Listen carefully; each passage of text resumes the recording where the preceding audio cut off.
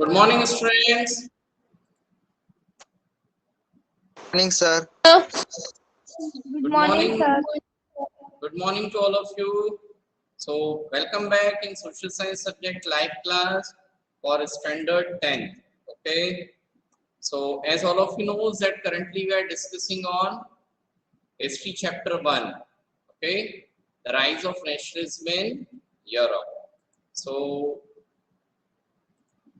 just without wasting time, I'm going to start sharing the screen, and till yesterday we have completed up to this section. Okay, the section is what? This one. Businessman and a small scale producer of goods, okay, in European countries began to realize. ये वाला section हमने complete कर लिया था. Yes, sir. Yes, sir. Okay. So, dear students, before proceeding to this one, let us start the today's class, okay, with world tour, है ना? तो आज का जो हमारा वर्ल्ड टूर है, उसके लिए मैं आप लोगों को गल्फ कंट्रीज लेके जा रहा हूँ, Abu Dhabi, okay? Rituj दाहुले, sir चलो घूमने चलना है. हाँ चलो. चलो 2.5-3 लाख रुपए इकट्ठे कर लो. हाँ चलते हैं. Okay sir. अरे चलो तो जहाँ लेके ओके, चल सर. रहे हैं.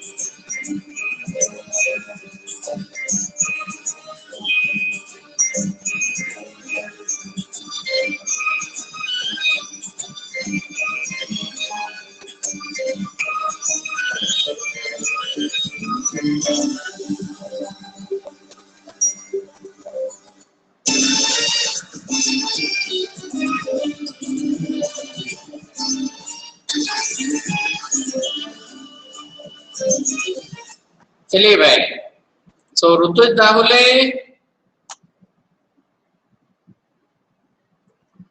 Rituj yes sir. चलना है। यस। रिद्धि बुरुड़कर,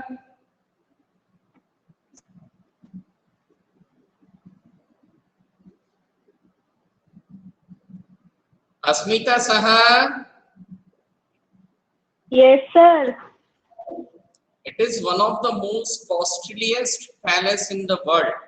और उसमें वो जो व्हाइट कलर का दिखाई दे रहा था ना, that is marble, Italian marble. चलिए, so just I have shown you video, क्योंकि हम लोग अभी हिस्ट्री का सेक्शन पढ़ रहे हैं, है ना। तो एक सिंगल डे में 40 मिनट की क्लास इस चैप्टर के हिसाब से काफी लंबी हो जाती है, ठीक है। So just for making you connected to this. चलिए, सो अभी हम हमारा रिमेनिंग सेक्शन आगे कंटिन्यू करेंगे, ठीक है। चलिए, so all of you are live now and able to listen my voice. Yes, sir. Yes, sir. Yes, sir. Yes, sir. Okay, thank you. So कल तक हमने यहाँ तक का सेक्शन हमारा कंप्लीट कर लिया था, है ना। So the last line that we discussed is what? The businessman and small scale producer of goods. जो बड़े बड़े बिजनेसमैन थे या जो अलग अलग आइटम्स प्रोड्यूस करते थे ना, जैसे फॉर एग्जांपल रस्सी बनाने वाला है, बुक प्रोडक्शन करने वाले हैं, तो दे रियलाइज, उनको ये बात समझ में आ गई कि जो यूनिफॉर्म लॉज नेपोलियन ने इंट्रोड्यूस किए थे, स्टैंडर्डाइज वेट और मेजरमेंट सिस्टम जो नेपोलियन ने इंट्रोड्यूस किया, जो कॉमन नेशनल करेंसी इंट्रोड्यूस करी, तो ये जो भी चेंजेस नेपोलियन ने डिफरेंट यूरोपियन कंट्रीज में लेकर के आया था, इसके कारण क्या हुआ? Movement and exchange of goods, सामानों को खरीदना और बेचना बड़ा आसान हो गया, ठीक है ना। It helps to move capital from one region to another. देश के या एक इलाके से दूसरे इलाके में बिजनेस करना कैसा हो गया? इजी हो गया। यहां तक का सेक्शन हम लोगों ने कल तक डिस्कस कर लिया था। Is it clear up to this? Yes, sir. Yes, sir. Yes, sir. Thank you. So, in the areas conquered, the reaction of the local population to French rule were mixed. ठीक है, areas conquered मतलब जिन इलाकों को Napoleon के leadership में France की army ने जीता था, यानी जिन इलाकों पर फ्रांस ने नेपोलियन के रूल में कब्जा किया था, वहां पर the reaction of the local population were mixed, यानी जो लोकल पॉपुलेशन थी उसने इस फ्रेंच रूल के बारे में मिक्स्ड ओपिनियन बनाया। मिक्स्ड का मतलब शुरुआत में जो लोकल पॉपुलेशन थी, जो अदर यूरोपियन कंट्रीज थे, वहां के लोग फ्रांस की आर्मी के आने से बड़े खुश थे। खुश इसलिए थे कि फ्रांस के कब्जे में आने के कारण इन कंट्रीज में बहुत सारे अच्छे एडमिनिस्ट्रेटिव चेंजेस आए, मोनार्कियल रूल एबॉलिश हुआ। ठीक है, so the reaction of the local population were mixed, इसका मतलब ये है कि दोनों तरह की प्रतिक्रियाएं मिली। ठीक है, अच्छी भी आई और बुरी भी आई। Initially in many places such as Holland and Switzerland, as well as in some cities like Brussels, which was there in Belgium, Mainz, Milan and Warsaw, the French armies were welcomed as harbinger of liberty. So initially मतलब शुरुआत में जब Napoleon की forces ने इन countries पर attack किया, इन countries को अपने कब्जे में कर लिया, तो शुरू में स्टार्टिंग के कुछ समय तक जो लोकल पॉपुलेशन थी उसने फ्रांस के इस कंट्रोल को अच्छे से एक्सेप्ट किया, यानी दे वेलकम, उन्होंने वेलकम किया कि चलो बढ़िया हुआ, फ्रांस की यहाँ आर्मी आई, नेपोलियन ने यहाँ के मोनार्कियल रूल को रिमूव कर दिया और अब क्या है, कौन सा रूल एस्टेब्लिश हुआ है, फ्रांस का। तो जो शुरुआत में शुरू के कुछ समय तक लोकल पॉपुलेशन ने फ्रांस की आर्मी का कोई भी विरोध नहीं किया बल्कि वेलकम किया। ठीक है, वेलकम क्यों किया? Because the people saw French army as harbinger of liberty. लोग ये मान रहे थे कि फ्रांस की आर्मी के हमारे कंट्री में आने के कारण क्या होगा, हमें आजादी मिलेगी, फ्रीडम मिलेगी। यहां पर भी फ्रांस के जैसे ही क्या एस्टेब्लिश होने वाली है, डेमोक्रेसी एस्टेब्लिश होने वाली। तो जो हॉलैंड थी, स्विट्जरलैंड की कंट्री है ना, मेंज, मिलान और वारसा, ये जो एरियाज थे, यहाँ के लोगों ने फ्रेंच आर्मी का वेलकम किया। क्यों किया? क्योंकि उन्हें ऐसा लगा कि यहाँ पर भी क्या एस्टेब्लिश होने वाली है, डेमोक्रेसी एस्टेब्लिश होने वाली। यदि डेमोक्रेसी एस्टेब्लिश हो जाएगी तो क्या होगा, यदि डेमोक्रेसी एस्टेब्लिश होगी, लोगों को लिबर्टी मिलेगी, फ्रीडम मिलेगा, है ना।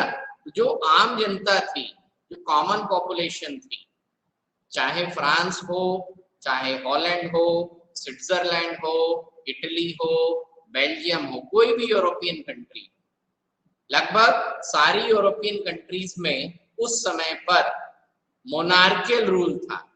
तो मोनार्कियल रूल में तो कॉमन पॉपुलेशन हमेशा परेशान रहेगी। इसलिए जब फ्रांस की आर्मीज ने नेपोलियन के लीडरशिप में इन कंट्रीज के ऊपर अटैक किया, तो जो लोकल पॉपुलेशन थी उसने इसको क्या किया, वेलकम किया कि चलो अच्छा है, एटलीस्ट मोनार्कियल रूल खत्म हो गया, नाउ व्हाट विल कम, अब क्या आने वाला है, डेमोक्रेटिक रूल आने वाला है। तो हमें क्या मिलेगा, लिबर्टी मिलेगा, फ्रीडम मिलेगा। ठीक है, but the initial enthusiasm soon turn to hostility. Initial enthusiasm, initial मतलब शुरू में, स्टार्टिंग में जो उत्साह था, एंथुसियाज्म था, वो बहुत जल्दी हॉस्टिलिटी मतलब निराशा में बदल गया। As it became clear that the new administrative arrangements did not go hand in hand with political freedom, क्यों? क्योंकि धीरे धीरे लोगों को ये समझ में आने लगा कि जो नए एडमिनिस्ट्रेटिव अरेंजमेंट हुए थे, जो पॉजिटिव चेंजेस हुए थे, तो उसके कारण लोगों को बहुत सारे बेनिफिट भी मिल रहे थे। परंतु क्या हो गया, उनकी पॉलिटिकल फ्रीडम धीरे धीरे खत्म होना शुरू हो गई। ठीक, ऐसा क्यों हुआ? क्योंकि शुरुआत में नेपोलियन ने जो एडमिनिस्ट्रेटिव चेंजेस इंट्रोड्यूस किए उससे लोगों को बेनिफिट तो हुआ, परंतु नेपोलियन बेसिकली इन कंट्रीज में फ्रीडम या लिबर्टी देने के साथ साथ अपना कंट्रोल भी करना चाहता। तो इस कंट्रोल के लिए नेपोलियन ने क्या किया? Increase taxation. धीरे धीरे नेपोलियनिक आर्मी ने, नेपोलियन की फोर्सेस ने इन कंट्रीज में क्या टैक्स बढ़ाना शुरू कर दिया। क्या बढ़ाया? टैक्स। टैक्स। फिर सेंसरशिप, मतलब न्यूज़पेपर, पैम्फलेट्स, जो कॉमन पब्लिक मीटिंग है उस पर रोक लगा दी। Then force conscription into the French armies. लोगों को जबरदस्ती, जो बाकी की कंट्रीज थी, हॉलैंड है, स्विट्जरलैंड है, इटली है, ऑस्ट्रिया है, तो इन कंट्रीज में जहां पर भी नेपोलियन ने अपना कब्जा किया वहां लोगों को जबरदस्ती किसमें भर्ती करना शुरू किया? फ्रेंच आर्मी में। तो फोर्स कॉन्स्क्रिप्शन मतलब जबरदस्ती आर्मी में भर्ती करवा दें। ठीक, सो जो इन टैक्स बढ़ाया, सेंसरशिप इंट्रोड्यूस किया, जबरदस्ती लोगों को आर्मी में भर्ती किया, all seemed to outweigh the advantage of the administrative changes. ठीक है, तो जो एडमिनिस्ट्रेटिव चेंजेस थे उनसे लोग बहुत खुश थे कि चलो अच्छा है ना, सिंगल करेंसी आ गई, वेट और मेजरमेंट सिस्टम सुधर गया। ठीक है, अब गिल्ड बना सकते हैं, तो इससे व्यापार में, इकोनॉमी में बहुत सारे पॉजिटिव चेंजेस आए। ठीक है, सोशल चेंजेस भी आए, मोनार्कियल रूल खत्म हो गया। ठीक है, फ्यूडल प्रिविलेजेस खत्म हो गए। तो लोग बड़े खुश थे कि पुराना सिस्टम चला गया, इसमें लोगों को एडवांटेज था। परंतु हुआ क्या, जब नेपोलियन ने टैक्स बढ़ाना शुरू किया, सेंसरशिप इंट्रोड्यूस कर दी, जबरदस्ती लोगों को फ्रेंच आर्मी में भर्ती करना शुरू किया, तो क्या गड़बड़ हुई? ये जो 2-3 गलत काम हो गए, इन 2-3 गलत कामों ने उन एडवांटेज पर पानी फेर दिया जो एडवांटेज इसके जरिए मिल रहे थे, एडमिनिस्ट्रेटिव चेंजेस के जरिए मिल रहे थे। इतनी बात आई समझ में? Yes sir. Yes, sir. जैसे फॉर एग्जाम्पल, जब इंडिया ने पाकिस्तान के ऊपर अटैक किया था, है ना, वो हमारा पुलवामा अटैक का बदला लिया था ना हमने, यस सर। तो इंडिया के लोग Yes, sir. नाराज थे।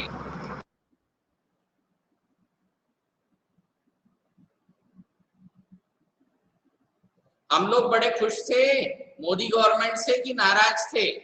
यस अनुश्री, खुश थे। हमें अच्छा लगा कि नाराज थे। हमने पाकिस्तानियों से अपना बदला ले लिया, तो हम खुश रहेंगे कि नाराज रहेंगे? खुश रहेंगे। खुश रहेंगे। खुश. उस समय पेट्रोल जो था वो 70 रुपीज का था। कितने का था? 70 रुपीज पर लीटर। और आज पेट्रोल जो है 109 रुपी पर लीटर है। अभी भी आप लोग खुश हैं या थोड़े से नाराज हैं? थोड़े से नाराज है. महंगाई बढ़ रही है ना, महंगाई क्या हो रही है? यस सर, बढ़ रही है। बढ़ रही है. Salaries are not increasing accordingly and the prices of different goods are increasing. अभी गैस के रेट भी बढ़ गए होंगे, एलपीजी गैस बढ़ गई यस क्या? सर। Yes, sir. तो लोग बाग अभी खुश हैं या नाराज हैं? नाराज है। नाराज।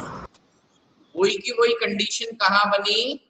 यहाँ पर फ्रांस में भी या बाकी की यूरोपियन कंट्रीज में भी बन गई, है ना। तो जो एडवांटेज एडमिनिस्ट्रेटिव चेंजेस से हुए और जो एडवांटेज से उन पर पूरी तरीके से पानी फिर गया, उनका सत्यानाश किसने कर दिया?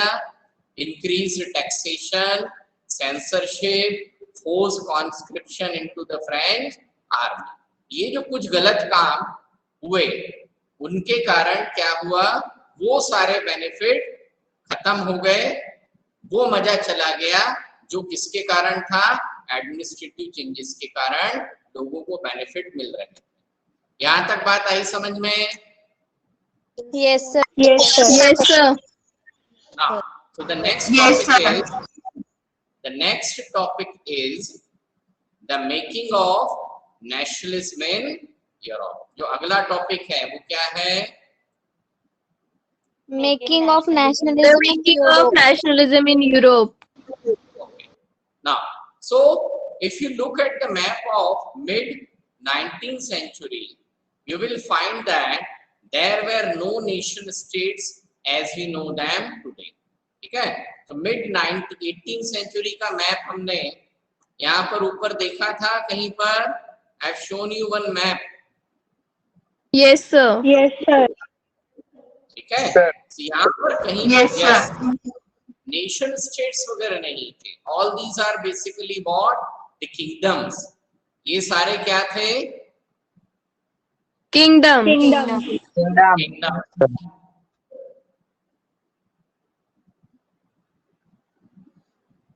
Just a minute, okay? So, just wait for a minute, beta.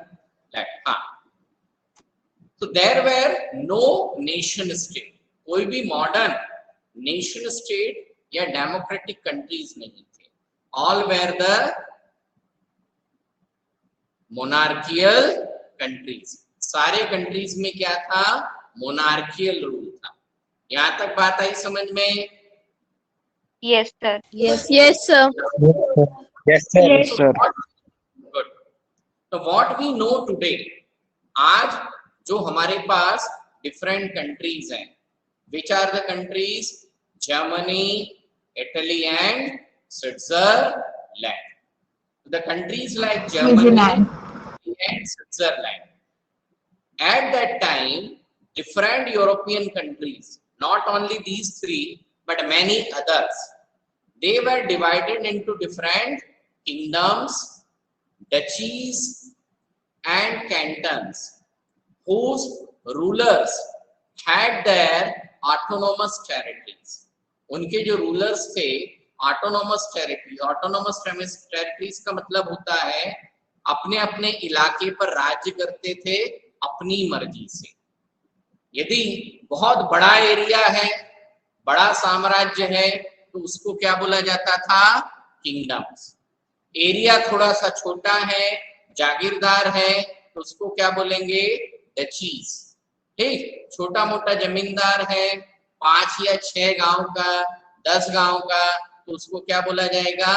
Cantons. What are they called? Canton. Canton.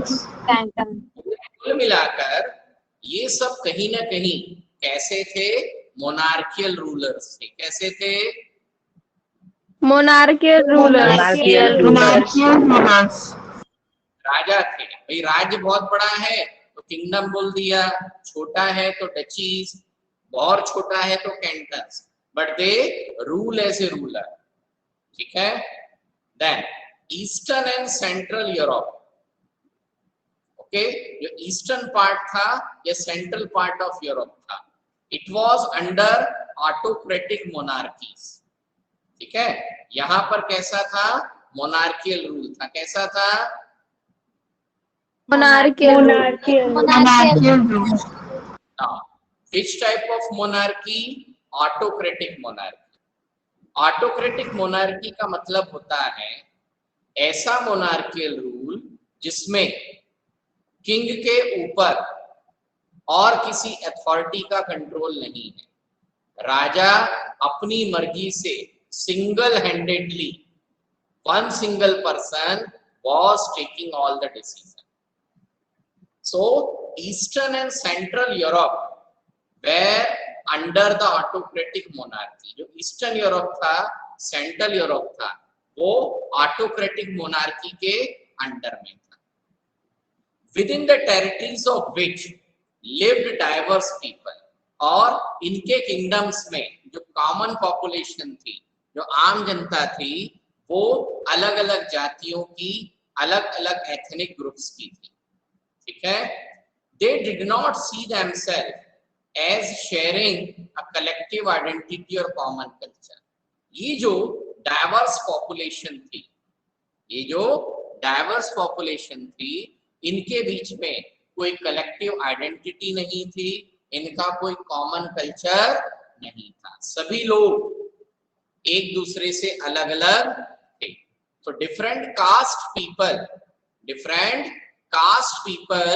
were living, different caste people, अलग अलग जातियों के लोग, अलग अलग धर्म को, अलग अलग एथनिक ग्रुप्स के लोग इन किंगडम्स में रहते थे, और इनके बीच में कोई भी कॉमननेस नहीं था, कोई कॉमन कल्चर नहीं था, इनकी आइडेंटिटी डिफरेंट थी.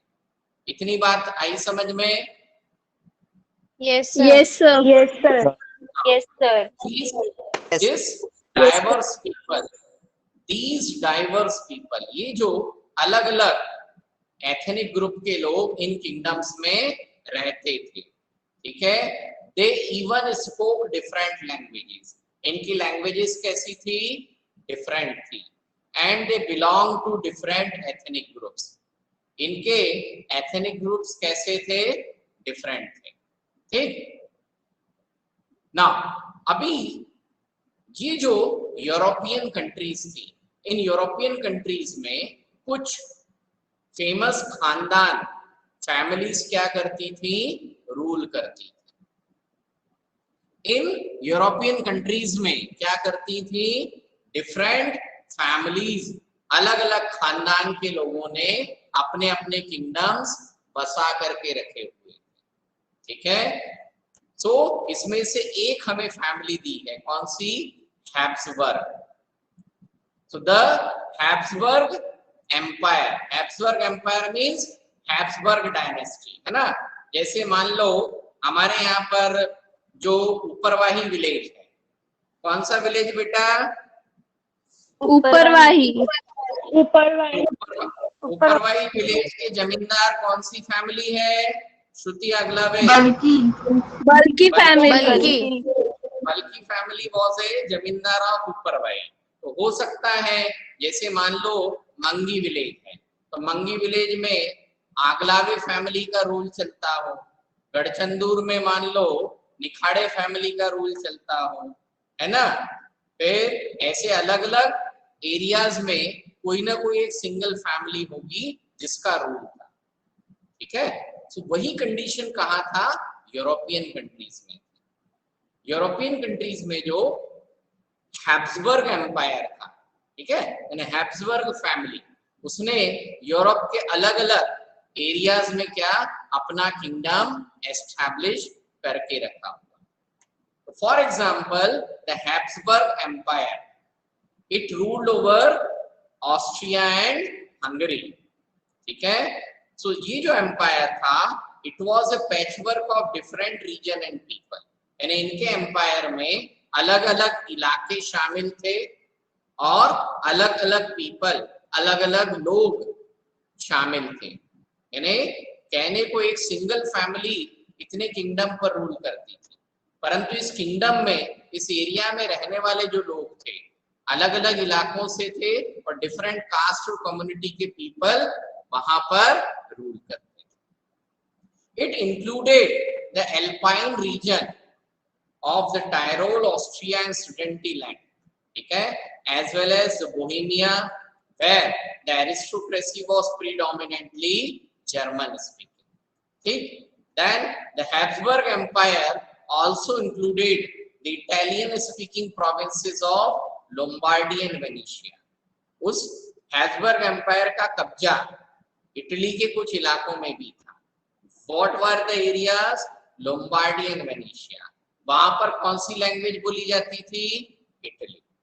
ठीक है, इसी तरीके से हंगरी के आसपास के इलाके में people spoke one more language, that is Magyar, and they spoke the different dialects. ठीक, so in Galicia the aristocracy spoke Polish. Galicia के आसपास का जो इलाका था वहां पर पोलिश लैंग्वेज। तो ये इतनी कहानी का कहने का सिर्फ इतना मतलब है कि अलग अलग रीजन्स थे और इन अलग अलग रीजन्स में different diverse group of people were living. अलग अलग ग्रुप ऑफ पीपल क्या करते थे? लिव करते थे। ठीक है, और ये जो लोग थे इनकी एथनिसिटी डिफरेंट थी। ठीक है, the only tie binding these diverse group together was a common allegiance to the emperor। ये सारे के सारे लोगों में सिर्फ एक समानता थी। समानता क्या थी? कि उन लोगों पर क्या एक सिंगल राजा क्या करता था? राज्य करता था। इतनी बात आई समझ में? Yes, sir. Yes, sir. Yes, sir. Yes, Yes, sir. sir. तो हम इंडिया के कॉन्टेक्स्ट में थोड़ा समझने की कोशिश करते हैं। आपको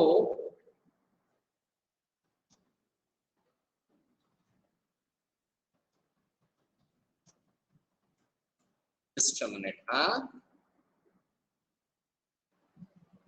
try to show you in context of India how it works।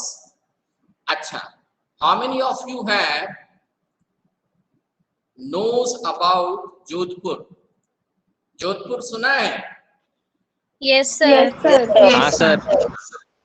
Yes, sir. Yes, sir. India का सबसे one of the beautiful palace of India is situated there in Jodhpur. What is the name of that palace?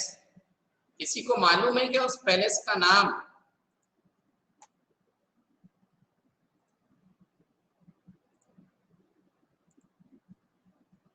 Just a minute. Actually, it is not working properly. Otherwise, I could have taken out.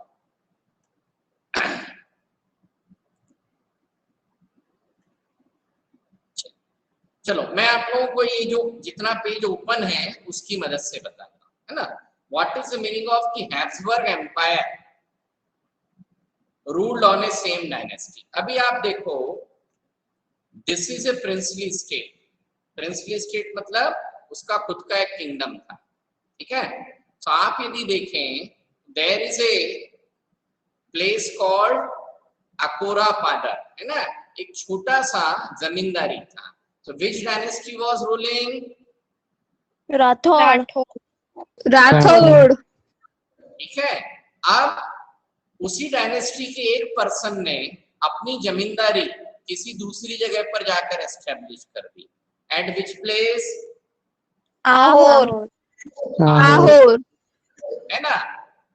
Likewise, the person from the same dynasty have established their princely states or zamindari in different parts of India।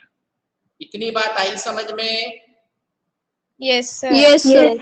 Yes, sir. Yes. अब Yes, sir. क्या है? Same dynasties है। क्या है? Same dynasty. Same dynasty. है ना, Rathore dynasty है। Likewise, there may be a Parihar dynasty at some places, there may be a Shekhawat dynasty at some places। समझ में आ रहा है? Yes, sir. Yes, sir. Yes, sir. जो एरिस्टोक्रेटिक क्लास था, उस एरिस्टोक्रेटिक क्लास में डिफरेंट डायनेस्टीज थी, and these different dynasties have established there kingdom in different parts of Europe. ठीक है, उसमें से जो सबसे ज्यादा पावरफुल डायनेस्टी था वो कौन सा था? Habsburg dynasty. Got it? So जो हैब्सबर्ग एम्पायर Yes, था ruled over the different parts of Europe. इतनी बात आई समझ में? Yes, sir. Yes, sir. Yes, sir. सबसे ज्यादा Yes, sir. इम्पोर्टेंट क्या था? ठीक है, यहाँ तक कोई doubt? No, sir. No, No sir. No, doubt. sir. So the next section is the aristocracy and the new middle class. इसमें से हम only aristocracy वाला discuss करेंगे because it is related to the last section much stronger. Okay. So socially and politically, यानी सामाजिक रूप से और politically. Politically मतलब kingdoms किसके established थे. So socially and politically, a landed aristocracy was the dominant class on the continent. इस पूरे कॉन्टिनेंट में डोमिनेंट मतलब समाज पर कंट्रोल, सोसाइटी पर कंट्रोल किसका था? Landed aristocracy. What is the meaning of landed aristocracy? यानी जो नोबिलिटी को बिलोंग करते थे. किसको बिलोंग करते थे? Nobility. एंड लैंडेड एरिस्टोक्रेसी का यह सेंस ये है कि इस नोबिलिटी के पास में यूरोपियन कंट्रीज में बड़ी बड़ी जमीन जायदादें थी. कोई 4 गांव का राजा था, कोई 5 गांव का राजा था, और उन सारे विलेजेस पर इन्हीं का कब्जा रहता. इतनी बात आई समझ में? Yes, sir. Yes, sir. Yes, Yes, sir. sir. Okay. So they were the dominant class on the continent. यानी एक प्रकार से देखा जाए तो पूरा का पूरा कॉन्टिनेंट का सोशल स्ट्रक्चर और पॉलिटिकल स्ट्रक्चर किसके कब्जे में था? इन लोगों. The members of this class means landed aristocracy. They were united by a common way of life. इनका जीवन जीने का तरीका कॉमन था. That cut across regional division. यानी यूरोप के किसी भी इलाके में ये रहते थे, है ना? Landed aristocracy. तो डाइवर्स पॉपुलेशन पूरे यूरोप में थी, परंतु जो एरिस्टोक्रेसी थे, जो राज परिवार के लोग थे, उनका वे ऑफ लाइफ कैसा था? कॉमन था, चाहे किसी भी इलाके में. What they had, they owned estates in the countryside and also town houses. ये जो लैंडेड एरिस्टोक्रेसी थी, they owned estates in the countryside. ग्रामीण इलाकों में, विलेज एरिया में इनके बड़ी बड़ी जमीन जायदादें थी. गांव के गांव, पूरे के पूरी गांव की जमीन इनकी थी. And they also had town houses. और इन लोगों ने बड़े बड़े शहरों में भी अपने बंगले, अपने बड़े बड़े फोर्ट पैलेसेस बना रखे थे. Okay. All this aristocracy spoke French for the purpose of diplomacy and in high society. जो हाई सोसाइटी थी, समाज का जो ऊंचा वर्ग था, उसमें ये लोग सेम लैंग्वेज बोलते थे. कौन सी? French. Most importantly, their families were often connected by ties of marriages. इनकी जो फैमिलीज थी, जो अलग अलग डायनेस्टीज जो थी, चाहे संसार यूरोप के किसी भी हिस्से में, ठीक है, इनका आपस में कनेक्शन किसके जरिए था? Marriages. मैरिज. यानी रिश्तेदारी के जरिए ये आपस में कैसे थे? एक दूसरे से जुड़े हुए थे, कनेक्टेड थे.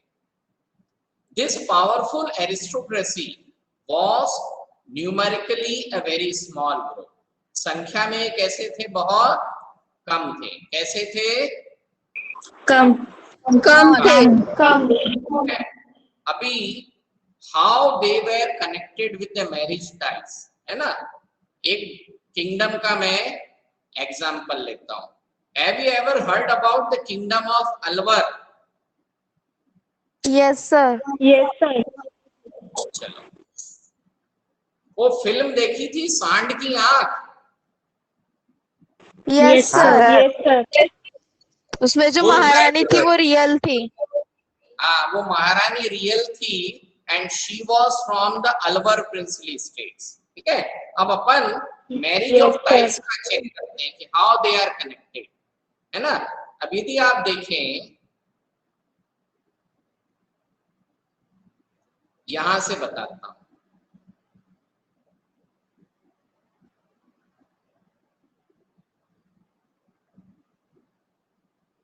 there is some issue, चलो, because of that it is not showing the whole well, ठीक है।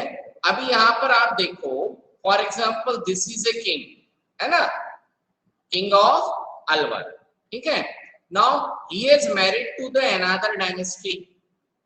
इनका मैरिज कहाँ हुआ? Another dynasty. Another dynasty. ठीक है। अब इनके क्या है, बहुत सारे बच्चे हैं मान लो, ठीक है। So now he has married into one more kingdom, ठीक है, इट इज बूंदी, है ना। अब जो सेकंड सन है उसकी शादी कहाँ हुई?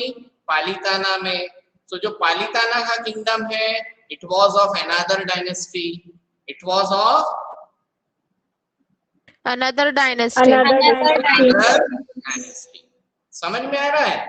सो लाइकवाइज जो Yes, इंडिया sir. में किंगडम्स हैं, इंडिया में जो किंगडम्स हैं, they are okay, they are being connected with each other, they are being connected with each other to different dynasties।